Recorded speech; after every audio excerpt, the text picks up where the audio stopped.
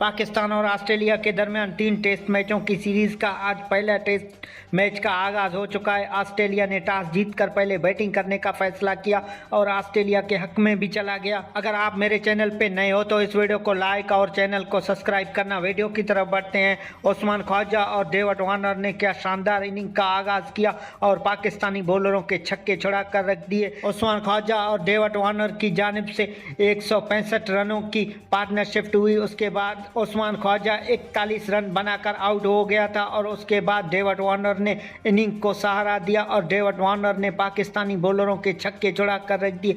159 रनों की बारी खेली है डेविड वार्नर ने और डेविड वार्नर ने अपने पहले ही टेस्ट में सेंचुरी बनाकर पाकिस्तानी बॉलरों के लिए खतरे की घंटी बजा दी और पाकिस्तान की जानिब से शानदार बॉलिंग का आगाज किया। आमिर जमाल ने 2 विकेटें हासिल की हैं और शाहिन शाह अफरीदी ने 1 विकेट हासिल की है। 1 विकेट फ़हीम अशरफ के हिस्से में आया और ऑस्ट्रेलिया ने इनिंग दिन ख़त्म होने तक ऑस्ट्रेलिया ने 345 स्कोर बनाए हैं और ऑस्ट्रेलिया के 5 विकेटें गिर गए हैं। और पहले टेस्ट के पहले दिन की बात करें तो मुकम्मल ऑस्ट्रेलिया के नाम रहा।